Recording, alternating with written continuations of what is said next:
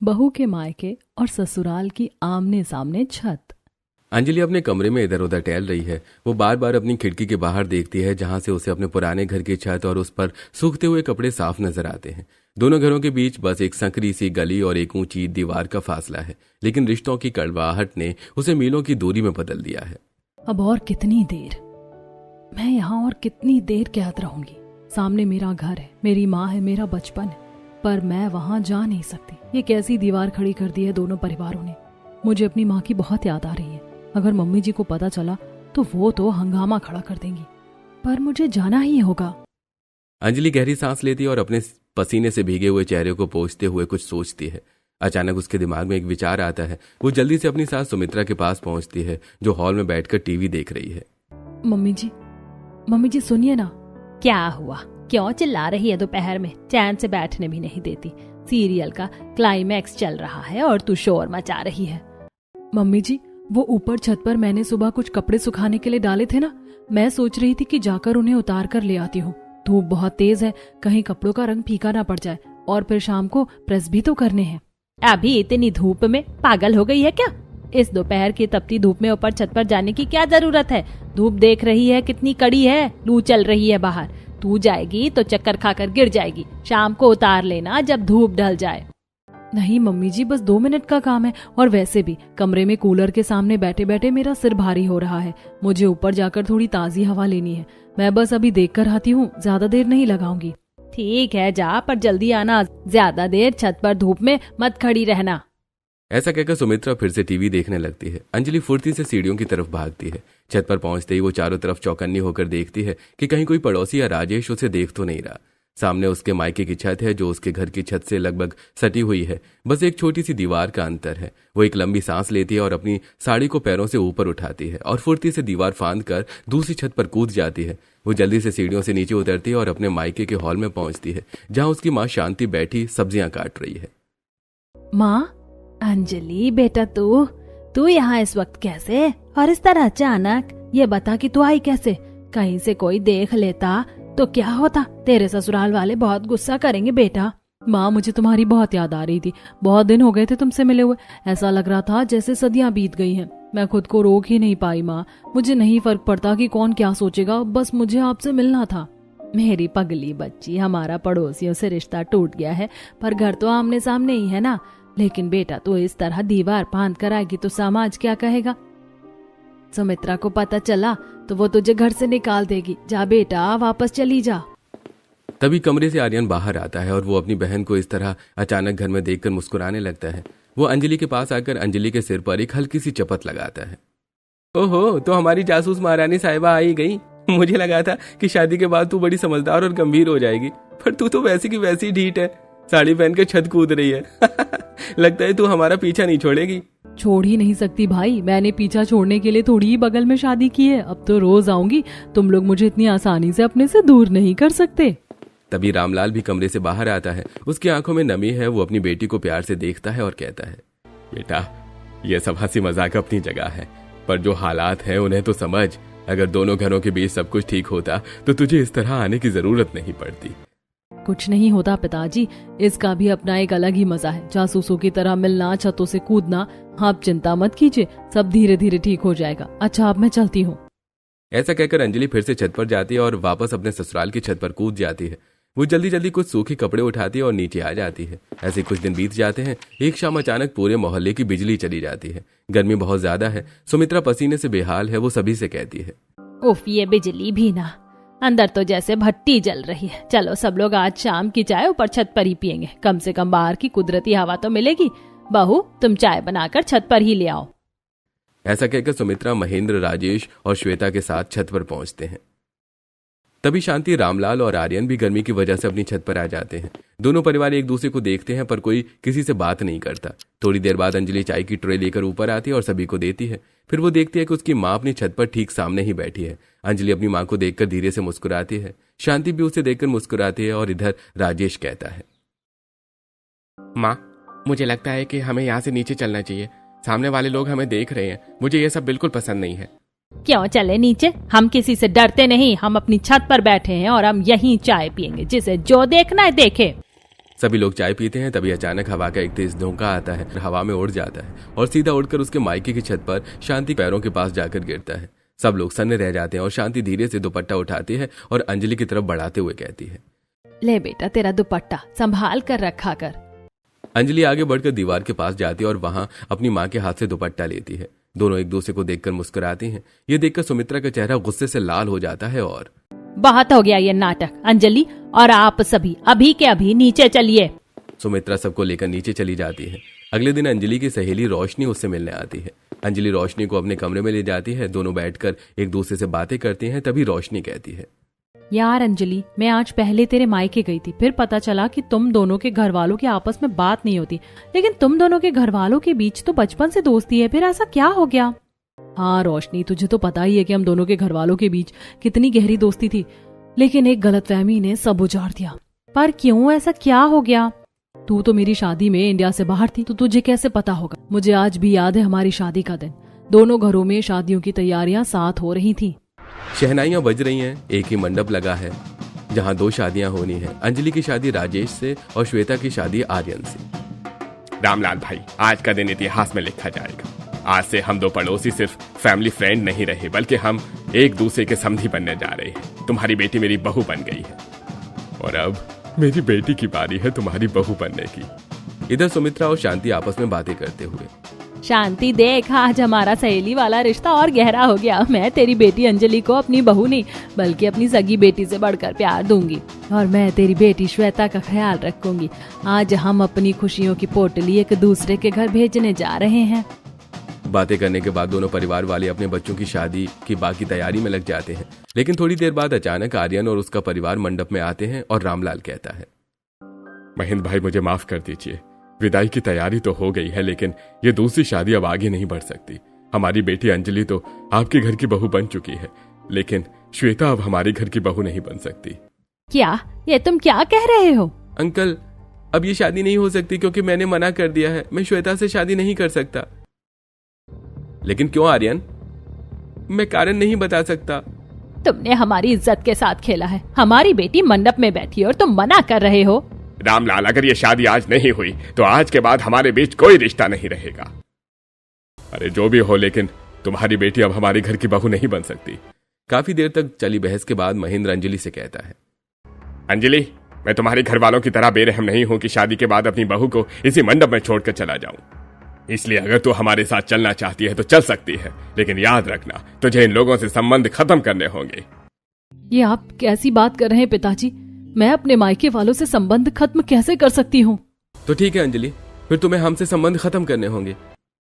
बेटा अंजलि, राजेश तेरा बचपन का प्यार है और अब वो तेरा पति भी है। तू जा, बाकी बातें तू वक्त पर छोड़ दे बेटा। तब से हम अलग अलग हो गए। राजेश और उसके घर वाले मेरे मायके वालों को अपनी इज्जत का दुश्मन समझते हैं। चल यार, दिल छोटा मत कर, भगवान ने चाहा तो सब ठीक होगा। थोड़ी देर बातें करने के बाद रोशनी चली जाती है। ऐसे कुछ दिन बीत जाते हैं और एक दिन सुमित्रा बाजार से आ रही थी। उसे देखकर माया और छाया आपस में बातें करती हैं। देख रही हो छाया बहन, सुमित्रा बहन और शांति बहन के परिवार वालों की दुश्मनी की सजा उनकी बेटी को मिली है। हाँ, बेचारी की शादी वाले दिन ही शादी टूट गई। अब कौन भला उससे शादी करेगा? हाँ बहन, मंडप में छूटी हुई लड़की से कोई शादी नहीं करता। मुझे तो लगता है कि अब उसे जिंदगी भर कुंवारी रहना पड़ेगा। दोनों परिवार वालों ने मिलकर अपनी दोस्ती के चक्कर में बेचारी श्वेता की जिंदगी ही खराब कर दी। पड़ोसियों के ताने सुमित्रा को बहुत बुरे लगते हैं। वो गुस्से में घर आती है और श्वेता से कहती है, श्वेता, ये सब्जियां किचन में रख दे और हाँ, अंजलि कहाँ है, जरा उसे बुलाना तो। ठीक है माँ। ऐसा कहकर श्वेता रसोई में जाकर सब्जियां रखती है और फिर वो अंजलि के कमरे में जाती है तो देखती है कि अंजलि वहां नहीं है। ये देखकर श्वेता मन ही मन सोचती है, हे भगवान, लगता है अंजलि भाभी फिर चोरी छुपे अपने मायके चली गई। अगर माँ को पता चलेगा तो बहुत गुस्सा करेंगी। किसी भी तरह से माँ को बहलाना होगा। यही सोचकर श्वेता हॉल में आती है और अपनी माँ से कहती है, माँ, गर्मी की वजह से भाभी अभी बाथरूम में नहाने गई है। आप थोड़ी देर अपने कमरे में आराम कर लीजिए, तब तक भाभी भी नहा कर आ जाएंगी। ठीक है। सुमित्रा ऐसा कहकर अपने कमरे में आराम करने लिए चली जाती है।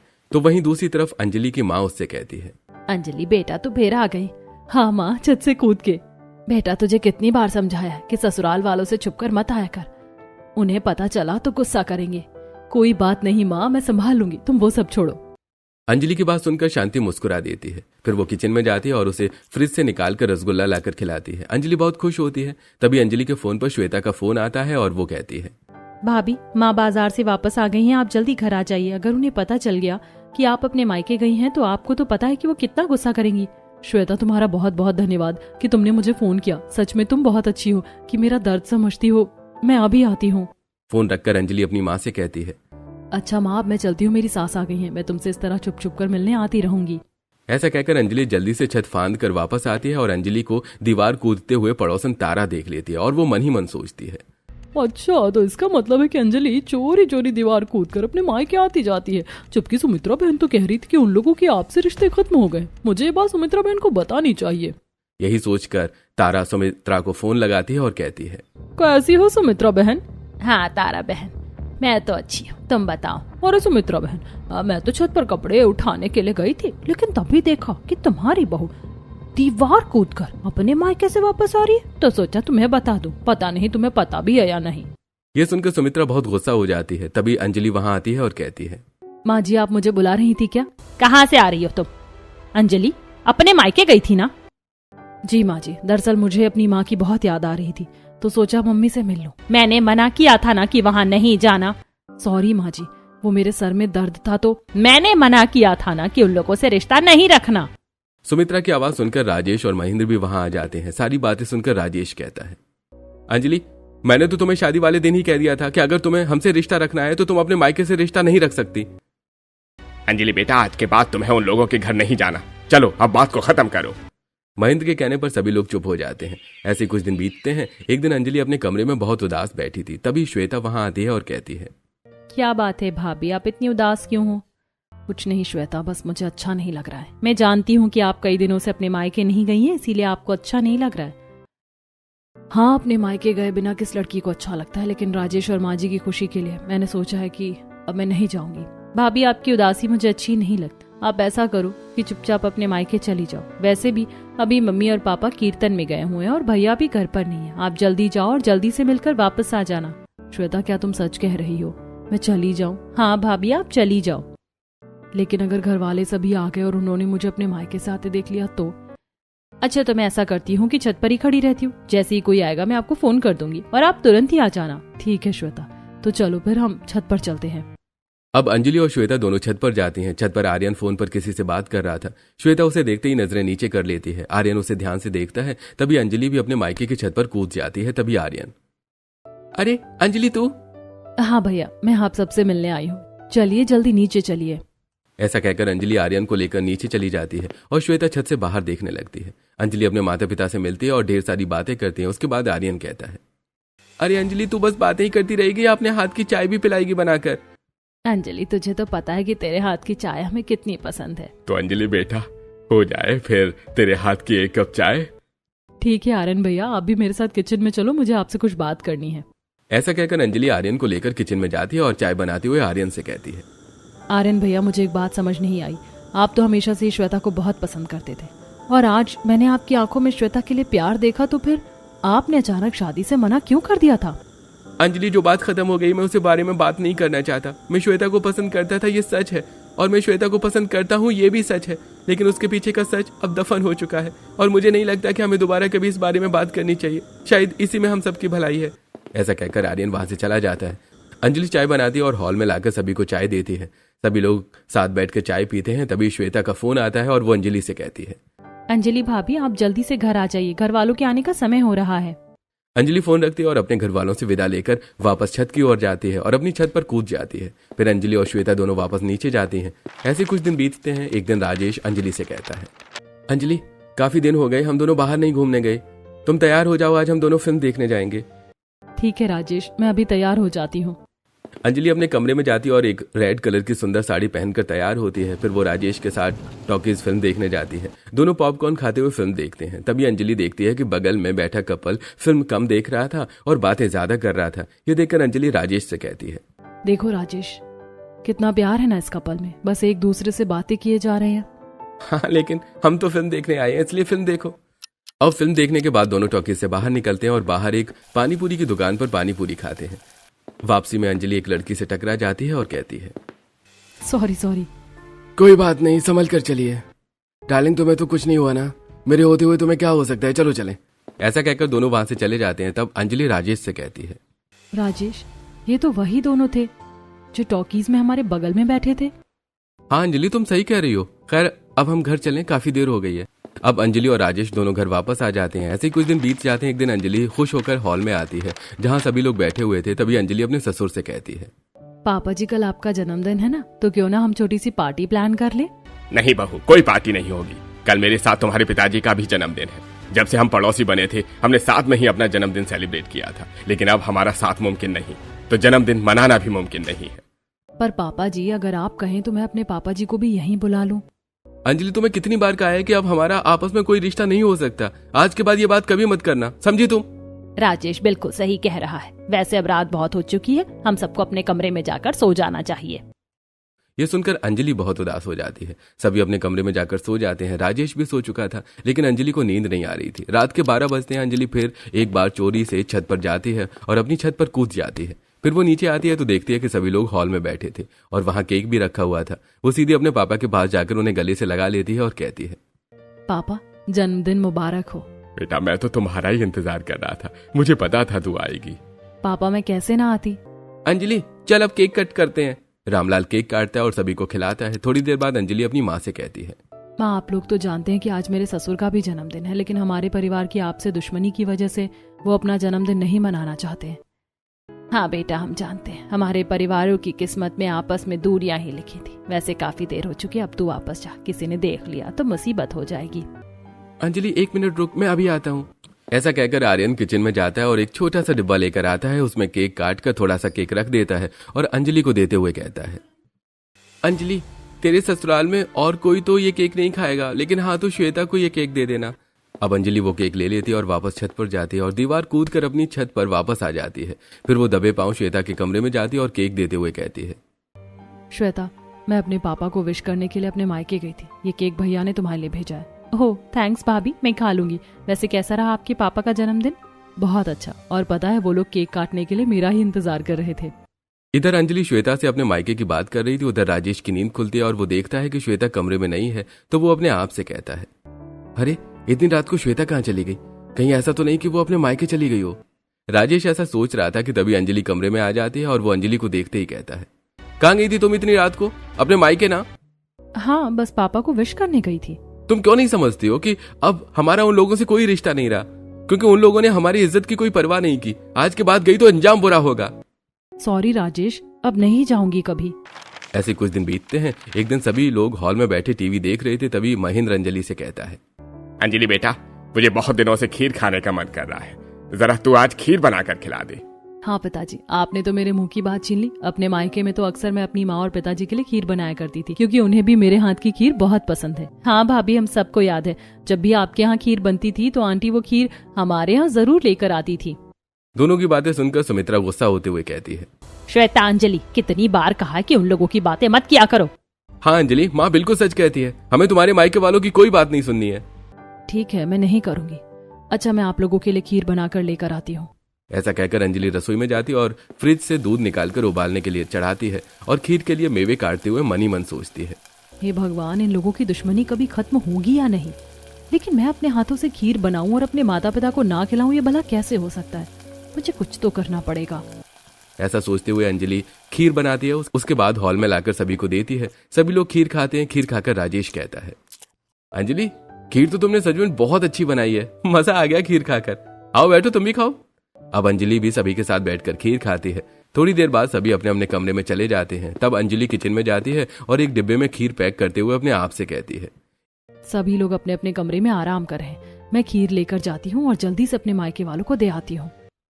यही सोचकर अंजलि किचन से बाहर निकलती है और आसपास देखती है। फिर वो सीढ़ियों की तरफ बढ़ जाती है। अंजलि खीर लेकर छत पर जाती है और दीवार कूद कर अपने मायके की छत पर आ जाती है। फिर सीढ़ियों से उतरकर अपने मायके के हॉल में आती है जहां सभी लोग बैठे थे। अंजलि को देखकर शांति कहती है, अंजलि बेटा, तू अचानक यहाँ और इस डब्बे में क्या है? माँ, मैंने आज अपने ससुराल में खीर बनाई थी और तुम्हें तो पता है ना कि मैं खीर बनाऊं और आप लोगों को ना खिलाऊं तो मेरा मन नहीं मानेगा। आप लोग ये खीर खा लीजिए। हाँ बेटा, एक जमाना था जब तुम्हारे ससुराल वाले और हम लोग साथ बैठकर खीर खाते थे, लेकिन अब वो दिन नहीं बचे। खैर तुम ये खीर रख दो और चली जाओ, हम लोग खा लेंगे। रामलाल के ऐसा कहने पर अंजलि खीर वहां रख देती है और सीढ़ियों से चढ़कर छत पर आती है। फिर वो अपनी छत पर कूद जाती है और दबे पांव नीचे उतर जाती है। सभी लोग अभी भी अपने अपने कमरे में थे। अंजलि भी चुपचाप अपने कमरे में चली जाती है। ऐसे समय बीत रहा था और अंजलि चुपचाप अपने मायके की छत की दीवार कूद कर आना जाना कर रही थी। एक दिन अंजलि छत पर कपड़े सुखा रही थी, तभी वो देखती है कि आर्यन शांति को एम्बुलेंस में वापस ला रहा है। ये देखकर अंजलि घबरा जाती है। वो कमरे में आकर आर्यन को कॉल करती है और कहती है, भैया माँ को क्या हुआ? माँ की तबीयत खराब थी, डॉक्टर को दिखा कर लाया हूँ। भैया आपने मुझे बताया नहीं, मैं अभी आती हूँ माँ को देखने के लिए। उसके बाद अंजलि सुमित्रा के पास जाती है और कहती है, मम्मी जी मेरी माँ की तबीयत खराब है, मुझे उन्हें देखने जाना है। मैंने कहा ना तुम नहीं जा सकती, चाहे कुछ भी हो जाए। हाँ जी मेरी माँ की तबीयत खराब है, वो मुझे याद कर रही होंगी, और मत भूलिए कि वो मेरी माँ है, मैं उन्हें देखने जरूर जाऊंगी। ऐसा कहकर अंजलि सीढ़ियों से ऊपर चली जाती है। वो अपने मायके पहुंचती है और अपनी माँ से बातें करते हुए कहती है, माँ अब कैसी है तुम्हारी तबीयत? अच्छी है बेटा, और तू आ गई तो बिल्कुल ठीक हो जाएगी। अंजलि थोड़ी देर अपने मायके में रहकर सभी से बातें करती है। उसके बाद वो सीढ़ियों की तरफ जाती है और वापस अपनी छत पर कूद जाती है तो देखती है कि सब लोग छत पर खड़े हैं। राजेश अंजलि को देखकर गुस्से से कहता है, जिन लोगों ने मेरी इज्जत को नीलाम किया तुम उनसे रिश्ता क्यों रख रही हो? अगर तुम्हें उनसे संबंध खत्म नहीं किया तो हमसे खत्म करना पड़ेगा। ये कौन सी बात हुई राजेश? वो मेरे घर वाले हैं, मैं उन्हें कभी नहीं छोड़ सकती। तुम्हारे घर वाले थर्ड क्लास हैं। खबरदार, मेरे घर वालों को कुछ मत कहना। वो इसी लायक है और मैंने तो सिर्फ थर्ड क्लास का है, इससे भी ज्यादा डिजर्व करते हैं वो। और एक बात सुन लो, आज तुम घर के अंदर तभी आ सकती हो जब तुम ये वादा करो कि उनके घर कभी नहीं जाओगी। ठीक है, अगर ऐसी बात है तो मैं जा रही हूँ घर छोड़कर। हल्ला सुनकर अंजलि के मायके वाले भी छत पर आ जाते हैं। इससे पहले कि वो कुछ बोल पाते श्वेता बीच में आती है और कहती है, रुकिए भाभी, आप घर छोड़कर नहीं जाएंगी। माँ पिताजी सब कुछ मेरी वजह से हो रहा है। आज मैं आपको सच बताऊंगी। मतलब? श्वेता की आंखों में आंसू है और वो बीती हुई बातें बताना शुरू करती है। शादी का दिन है। श्वेता छत से पीछे की सीढ़ियों से उतर रही है, तभी आर्यन उसे देख लेता है और वहां आकर कहता है, क्या कर रही हो तुम? थोड़ी देर बाद हमारी शादी होने वाली और तुम इस तरह कहां भाग रही हो? इसीलिए तो भाग रही हूँ क्योंकि मैं तुमसे शादी नहीं करना चाहती। मैं विशाल से प्यार करती हूँ और उसी से शादी करूंगी, लेकिन पिताजी तुम्हारे सिवा मेरी शादी किसी से नहीं करना चाहते हैं, इसीलिए अब भागने के अलावा मेरे पास कोई रास्ता नहीं बचा। नहीं श्वेता, तुम इस घर की इज्जत खराब मत करो। अगर ऐसी बात है तो मैं खुद इस शादी से मना कर दूंगा। तुम्हारा नाम भी नहीं आएगा और कुछ महीनों बाद तुम अपने बॉयफ्रेंड से शादी कर सकती हो। और इसीलिए आर्यन ने मुझसे शादी करने के लिए मना किया, जिस वजह से आप लोगों की दुश्मनी हो गई। ये क्या बोल रही है तू? अंजलि के मायके वाले भी अपने छत पर खड़े सारी बातें सुन रहे थे। तभी आर्यन कहता है, अंकल आंटी, श्वेता सही कह रही है, यही पूरा सच है। श्वेता तू ये सब क्या कह रही है? क्या वाकई आर्यन ने तुझे बचाने के लिए खुद को बदनाम किया? हमने तो उसे क्या क्या नहीं कहा, हमने उसे धोखेबाज समझा, उसे घटिया कहा। हाँ भैया, आर्यन ने मुझसे वादा किया था कि वो मेरी इज्जत पर आंच नहीं आने देंगे। उन्होंने जानबूझकर मंडप में तमाशा किया ताकि सबकी नफरत उनकी तरफ मुड़ जाए और मेरा राज सुरक्षित रहे। मैं डरपोक थी भैया, मैं उस वक्त सच नहीं बोल पाई। सुना आपने? अब भी आपको मेरे घर वाले थर्ड क्लास लगते हैं। मेरे भाई ने अपनी जिंदगी दांव पर लगा दी ताकि आपकी बहन की इज्जत बची रहे और आप लोग दिन रात उन्हें कोसते रहे। अंजलि की बात सुनकर महेंद्र हाथ जोड़कर अंजलि के पिता से कहता है, रामलाल भाई मुझे माफ कर दो, मैं तो अंधा हो गया था, अपने दोस्त की शराफत को मैं समझ ही नहीं पाया। आर्यन बेटा मुझे माफ कर दो, मैंने तुम्हें बहुत बुरा भला कहा। अरे महेंद्र भाई, अब पुरानी बातों को याद करके क्या फायदा? सच सामने आ गया, यही बड़ी बात है। आर्यन ने जो किया वो उसका फर्ज था, दोस्ती और इंसानियत का फर्ज भी। माहौल भावुक हो जाता है। सुमित्रा अपनी छत से दीवार कूदकर शांति के घर की ओर भागती है। दोनों सहेलियां एक दूसरे के गले लगकर खूब रोती हैं। शांति मुझे माफ कर दे, मैंने अपनी सहेली पर भरोसा नहीं किया। मैंने अंजलि को भी बहुत तंग किया, उसे तेरे पास आने से रोका। मैं बहुत शर्मिंदा हूँ। कोई बात नहीं सुमित्रा, गलतफहमी की दीवार बहुत ऊंची होती है, पर आज वो गिर गई है। मेरी बेटी अब तेरे घर में खुशी खुशी रहेगी, मुझे बस यही चाहिए। अंजलि के ससुराल वालों को अपनी गलती का एहसास होता है और वो अंजलि के मायके वालों से माफी मांगते हैं। अंजलि के घर वाले उन्हें माफ कर देते हैं। तब आर्यन कहता है, अंकल, अब जब हम दोनों परिवार आपस में मिल ही गए हैं तो अब श्वेता की शादी उसके बॉयफ्रेंड विशाल से कर देनी चाहिए। तुम ठीक कहते हो आर्यन। ठीक है, तुम सभी लोग हॉल में आओ और श्वेता तुम विशाल को फोन करके अभी यहाँ बुला लो। हम अभी तुम्हारी शादी के बाद विशाल से पक्की कर देते हैं। थोड़ी देर बाद अंजलि के मायके वाले और ससुराल वाले अंजलि के ससुराल के हॉल में इकट्ठा होते हैं और बातें करते हैं। तभी विशाल वहां आ जाता है। अंजलि विशाल को देखकर चौंक जाती है और कहती है, तुम तो वही हो ना जो टॉकीज में और पानीपुरी की दुकान पर एक लड़की के साथ थे, और वो लड़की तुम्हारी गर्लफ्रेंड थी राजेश, तुम्हें भी याद है ना? हाँ, ये तो वही है। श्वेता, तुम सही कह रही हो, ये तुमसे प्यार करता है, लेकिन ये तो दूसरी लड़की के साथ घूम रहा था और उसे अपनी गर्लफ्रेंड कह रहा था। अरे नहीं नहीं, आप गलत समझ रहे हैं। अच्छा ठीक है, फोन चेक कराओ, लाओ दो मुझे। ऐसा कहकर श्वेता फोन लेने लगती है, लेकिन विशाल फोन नहीं देता। हाथापाई में फोन गिर जाता है और उस पर उसी लड़की का फोटो होता है। तभी कॉल आता है। अंजलि विशाल से फोन छीन कर फोन रिसीव करती है। सामने से प्रिया कहती है, डार्लिंग मैं तुम्हारा वेट कर रही हूँ। आज डॉक्टर ने कहा है कि मैं प्रेग्नेंट भी हूँ। बताओ मुझसे कब शादी करोगे? श्वेता हैरान होकर फोन काट देती है और गुस्से से कहती है, तो ये है तुम्हारी असलियत, निकल जाओ यहाँ से। लेकिन श्वेता मेरी बात तो सुनो। विशाल ऐसा कहता है, लेकिन श्वेता उसकी कोई बात नहीं सुनती और धक्का देकर उसे बाहर निकाल देती है। फिर वो सोफे पर बैठकर रोने लगती है। तभी अंजलि उसके कंधे पर हाथ रखती है और कहती है, श्वेता गलतियां तो सबसे होती हैं। आर्यन तो अभी भी तुमसे ही प्यार करता है। क्या तुम मेरी भाभी बनोगी? अगर इन्हें कोई ऐतराज नहीं है तो मैं भी तैयार हूँ। मुझे कोई ऐतराज नहीं है। ये सुनकर श्वेता बहुत खुश हो जाती है। सभी घर वाले दोनों को बधाई देते हैं और घर में खुशियों का माहौल छा जाता है। अगले दिन से शादियों की तैयारियां फिर से शुरू हो जाती हैं, लेकिन इस बीच विशाल का एक और कॉल श्वेता के फोन पर आता है। श्वेता इस बार डरती नहीं है। श्वेता, मुझे पता है कि तुम अभी भी मुझसे प्यार करती हो। वो प्रेग्नेंट वाली बात झूठ थी। मैं तो बस तुम्हें टेस्ट कर रहा था। आओ हम भाग चलते हैं। बस करो विशाल, तुम्हारी हकीकत मुझे पता चल चुकी है। अब अपनी झूठी कहानियां किसी और को सुनाना। मैं अब आर्यन के साथ खुश हूँ, दोबारा फोन मत करना। श्वेता फोन काट देती है और चैन की सांस लेती है। वो अंजलि के पास जाती है और उसे गले से लगा लेती है। भाभी, आज मुझे बहुत हल्का महसूस हो रहा है। आपने और आर्यन ने मुझे नई जिंदगी दी है। अंजलि देख बेटा, आर्यन और श्वेता एक साथ कितने अच्छे लग रहे हैं। हाँ मम्मी, बस अब जल्दी से शादी हो जाए, फिर हमारी छत वाली जासूसी खत्म हो जाएगी। क्यों? शादी के बाद तुम लोग क्या छत पर नहीं मिलोगे? मिलेंगे क्यों नहीं, पर अब कूद कर नहीं बल्कि शान से दरवाजे से जाएंगे। सब लोग हंसने लगते हैं। कुछ दिन बाद शादी की रस्में शुरू हो जाती हैं। हल्दी, मेहंदी और संगीत का कार्यक्रम सब कुछ छत पर होता है। दोनों घरों की छतों पर सारे कार्यक्रम बड़ी ही धूमधाम से संपन्न होते हैं। संगीत की रात में अंजलि और राजेश एक साथ डांस करते हैं। आर्यन और श्वेता भी शर्माते हुए मंच पर आते हैं। इस तरह दोनों परिवार हमेशा के लिए एक हो जाते हैं।